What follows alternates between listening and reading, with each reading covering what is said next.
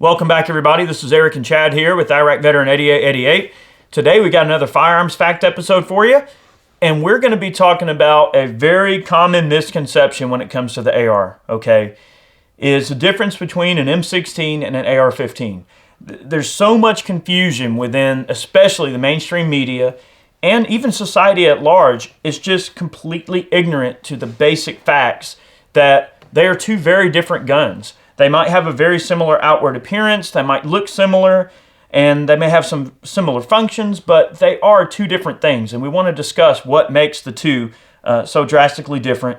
And look, if you want to learn more about firearms technology, definitely check out the folks at SDI. They are a great group of people. Sonoran Desert Institute, they've got great programs when it comes to gunsmithing, reloading, firearms technology, anything within the industry. They're a great resource to look into, so check them out. All right, so let's kind of dive into this a little bit. You know, anytime something happens, okay, and let's just say a tragedy occurs or if there's some crime, the typical, and I guess it's a somewhat in gun gripe territory. This is almost a firearms fact / gun gripe, but what tends to happen is the mainstream media wants to spin, oh, well, this crime was committed with gun A, right? And then they want to go on YouTube and get B-roll of a full auto M16, like shooting full auto and acting like someone can just waltz into the store and buy that commonly as an item. And they want to spin the narrative to fit, you know, basically their agenda and not what the actual facts are. So they want to mislead the public through giving really, really crappy advice and crappy data. Weapons of war. Right. You know, so look, let's just start off by saying that the primary difference between the two rifles is that one is select fire and one is semi-automatic only. And with select fire, what we mean by that is on a standard AR, okay, you've got a position for safe, you've got a position for fire. What they mean by select fire is that it can go from single fire, which is a standard, you know, one shot per trigger pull like every AR-15, but on M16, you have a third position and it makes the gun shoot full auto, okay? And that's an M16. M16 is a military designation for a military gun, right? So when we talk about M16A1, M16A2, A3, A4, M4A1, all right, all of those designations are for a military firearm, okay? So to call a standard AR-15 an M16 or to call it an assault weapon or a machine gun, it's just not only incorrect, but it's just downright ignorant. Oh, yeah. Especially when the mainstream media puts this information out there and everybody takes it for gospel and they don't have all the facts in place. So, yep. I mean, the big thing is the fire control groups and everything between the two platforms is drastically different. There are some definite similarities, but you're not going to just make an AR-15 just a machine gun just by like shaving something down. It just doesn't work that way. And that's FUD terminology. Oh, yeah. Like all these FUDs go, man. oh yeah, you just do this and it's fully automatic. Oh man, just shave that disconnect down a little bit or bob the hammer a bit and you got a machine gun, boy. No, it's an entire system that depends on an intricate and precisely placed set of variables and parts that have to occur in order for that to happen. Yep. There's entirely different components in the lowers. There's no way a civilian AR-15 right off of the shelf is going to shoot full auto. It's just not there. The parts simply aren't there. Yep. The geometry in the lower is not there. The holes required for the parts aren't even there. So without drastically modifying this, you're not going to get this gun to shoot in a manner that the mainstream media says it'll shoot in. Absolutely. It's just not possible. So the way that the M16 fire control group functions, okay, and we're talking about a standard M16 fire control group that goes from safe to semi to fully automatic, okay, and we're not talking about 3-round bursts. That's a completely different and more complicated setup.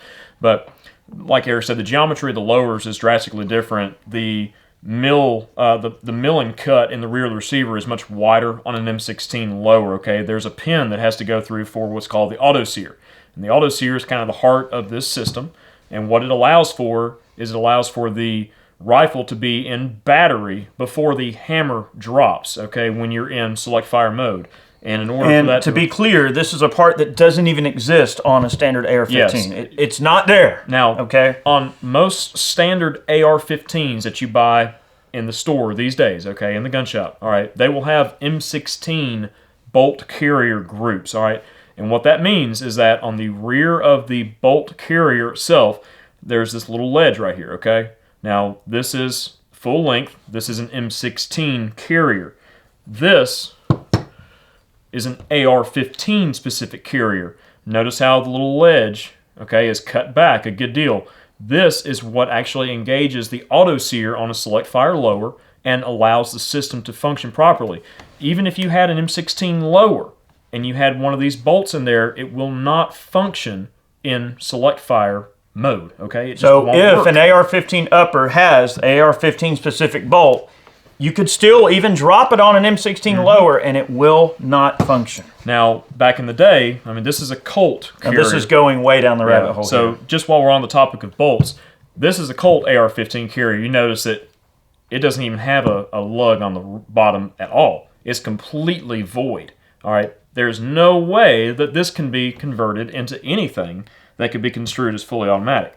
So very specific components. You look at the fire control groups themselves. The safeties are drastically different. You have some various cuts in here that engage with the auto sear as well as a leg that's extended on the disconnector on the M16 fire control group. Plus you have the auto sear, and then you have a specific hammer that has a small hook on the rear that actually engages with the auto sear. This is kind of one of the parts of that system to keep it timed properly. So the bolt carrier will come forward, and basically what it does is the little auto sear grabs that hook on the hammer when you have the trigger depressed. The bolt will slam home, go into battery. That little ledge on the M16 carrier will push the auto sear and lever it up, releasing the hammer, and then the cycle starts again.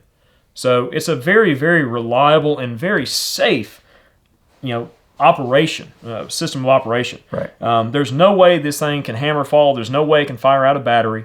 It's a very reliable system. But like Eric said, people just get these things misconstrued so much. They talk about ARs as M16s. The whole weapons of war thing that the media construes. Right. And this is kind of like a firearms fact and a gripe, like you said. I mean, it is definitely gripe territory. It is. Just because of the misinformation and the ignorance that's spread out there. My thing is I just want people at large, whether they're the mainstream media, whether they're the anti-gunners, whether they're pro-gunners, no matter where you fall in line in terms of what camp you believe, right? I mean, I'm a pro-freedom guy. I'm libertarian in terms of the way I view things. Like, I think everybody should be able to, have 10 machine guns in their closet. But no matter what camp you subscribe to, you need to be armed with facts before you're armed with anything else, Absolutely. right? You have to know what you're talking about, because it's just going to make you sound ignorant if you don't know the proper terminology for what you're discussing. Yep. An AR-15, as Joe Blow can go buy it at the gun store, is not a machine gun. Yep. All right? It's not even close. Like Chad said, there are some distinctive differences, which we already discussed, but right out the gate, I mean, you've got an extra hole that's drilled. You've got a wider and more specific geometry here in the rear of the receiver, so the receiver has to be drastically modified. You have to have a special hammer, special sear, an extra pin for the sear. You got to have a special safety, special trigger. It's a complete conversion that is very involved. You're not just going to, file some piece down and make it a machine gun. And I want to mention this. Now, understand that your average Joe Blow cannot just make this. Okay, now, if they make it illegally, that's on their own. But, and again, I don't want this to be taken the wrong way. I'm not suggesting, that it doesn't happen or anything like that. But what I'm saying is, in terms of these lowers, right, to own and possess a machine gun is a very lengthy and expensive undertaking. An average person does not own this, okay? You're either a manufacturer who has a manufacturing license and you make a post-sample machine gun or something for demo purposes. That's why when you go out to these range events and stuff, you'll see all the companies that have like full auto versions of their gun, whether it's a Chris Vector, whether it's a CMMG Guard in 9mm, whether it's an M16. No matter what the platform is, the manufacturer can make a full auto version of their platform for demo purposes and things like that. An average person can buy a transferable M16 lower. Yep. Okay, they are out there. Civilians own this gun. Okay, I want to make that clear. That civilians own M16. Civilians own full auto AR-15s, or basically full auto, M16s. They are transferable. They are legal. There's a mountain of paperwork, a humongous wait time that has to occur, a long wait time, and you got to have about $25,000. Okay, Yep. so these things are prohibitively expensive for the average person to procure and own. It's not a common use thing. Yep. And not to mention, these are not used in crimes, period. There has never been one documented case where a registered machine gun has been used in a crime outside of a military personnel. Okay? And they probably stole it from the armory anyway. It wasn't even like theirs. It was like an issue weapon. There have been a few instances where soldiers have gone a little crazy with their issue weapon that the government issued them and done something crazy. All right? Charles Whitman used issue guns to commit his shootings, right? And he was obviously disturbed and disgruntled, and that's another story for another day. But civilian-owned machine guns, whether it's an M16 or whether it's a belt-fed saw or whatever, there are hundreds of thousands of machine guns in private hands. Oh, yeah. And the data is completely conclusive to the fact that they are not used in crimes. This definitely turned into a gripe. All right, but people need to get their terminology right. But we have a video. It's a little bit dated at this point, but we do have a video called All About the NFA. If you guys are curious about the National Firearms Act and how it affects gun ownership for transferable machine guns, suppressors, short barrel rifles, short barrel shotguns, all that kind of happy stuff, go check that video out. We'll put a link in the description box. But the basis of this video is that the two are very drastically different systems. Okay, Right. Like Eric said, they look the same on the outside, but their internal function is completely different from one another. And, one is completely legal to just go into a store and just buy outright. The other, like Eric said, you can't own it. And that's one of the other things that's Prohibitively expensive. That's one of the other things that's misconstrued by the mainstream media, is that you always hear these people talking about, oh, well, machine guns have been illegal since blah-de-blah. They have not been illegal. The laws were changed to where you could not buy a newly manufactured machine gun. Prior to 1986, you could go into a gun store and you could buy a Mac 11 or Mac 10 or an M16, and it cost basically the same as anything else. Yep. You just had to pay the $200 tax on top of that, and then file your paperwork and wait and register it and all that happy stuff. Which was not a small amount of money back then. So after 86, you could not do that. That's why the prices have steadily been increasing. Right. Okay, supply and demand. Finite supply, increasing demand. Huge demand. So, but anyways, okay. Something else important that we need to talk about. Well, hang on one ahead. sec. All right, so this is going to be another gripe in itself, but AR, okay, we're going to talk about terminology and such and how people get this stuff mixed up, but AR does not mean assault rifle. Armalite rifle is what AR means. That's another thing that the media gets wrong all the time, and people get wrong out there too. That's right. All right, now there's something else very important about this video, and guys, it's just data, right? Okay, so let's switch over to the AR-15. So the left media, and let's just say the extreme, forward-thinking mainstream media who likes to report things completely wrong would have you believe. I wouldn't call them forward-thinking. I call them progressive thinkers. They're progressive, which is not the same thing exactly, but they would have you believe that the AR-15 itself, now let's just forget the M16, forget select fire, right? We've already established the fact that most civilians do not own a select fire M16, right? You look at Walking Dead or you look at different TV shows, and they always have machine guns. They want to act like every civilian just has a pile of machine guns laying around. Yep. It's not true, okay? Get that out of your mind. All right, so let's get that out of this situation. Let's move completely over back to Normalville, okay?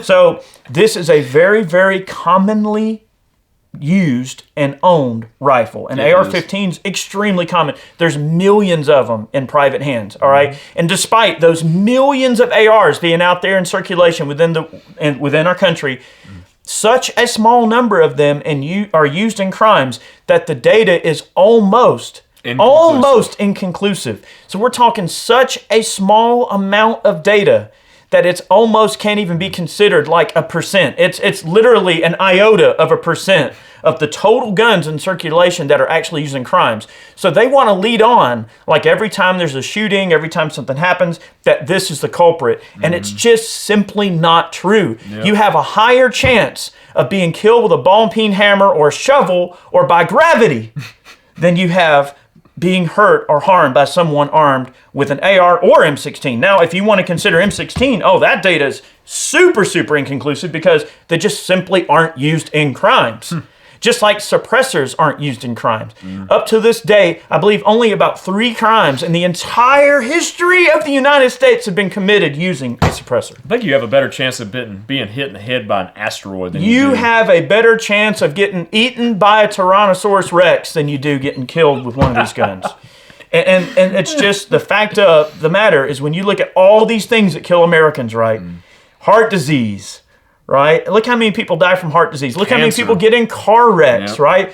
Are you talking about, we need to do this and that with cars? We need to have stricter background checks for people that buy a car or get a driver's license. Or when you go rent a giant panel van from Home Depot, that you have to pass some special background check in order to even rent a panel van. No. So it becomes an issue to where guns and the Second Amendment are the only thing that gets treated like this. Society at large needs to understand that gun owners are not the enemy of the public safety at large. The mainstream media wants to create this facade that guns are the problem, and it is just not the case. It's all propaganda, guys. They are adhering to a very strict and controlled agenda that's being pushed by their handlers. Now, for what reasons? We won't discuss that in this video, but the average gun owner in this country is not the enemy of the people. Gun owners in this country are some of the most awesome people you could ever run into.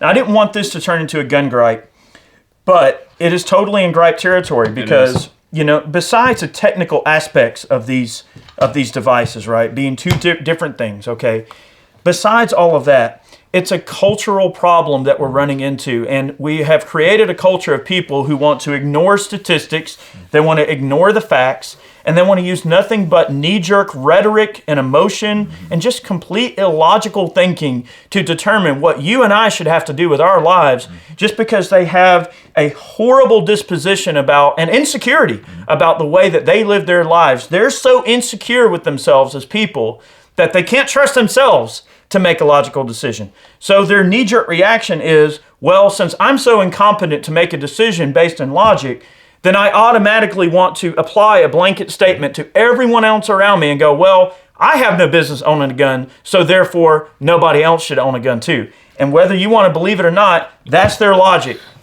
Now, a lot of these people are instilled with this fear just from, listen to the mainstream media and listen to politicians out there, anti-gunners and stuff, that, guns definitely are the enemy, okay? And that in order for you to be safe, you need to trust local law enforcement, okay? And you need to trust the government. So that's how they kind of brainwash people and propagandize people. But like Eric said, okay, we want to just lay out the facts in this video that these two systems are drastically different and how they're misconstrued in the media and such. But hopefully you guys can see from this video that they are drastically different systems, okay? And you can't just interchange one with the other. It doesn't work that way, but we just want to lay the facts out there for you guys, okay? So hopefully you came out of this video a little bit more well-informed and educated, and maybe your opinions have changed. Yeah, I mean, okay, so picture this as 2 black sports cars, okay? Both of them are fast. Both of them get from point A to point B. It's just one of them does it in a different way. One of them has a different engine under the hood. That's the only way to look at it.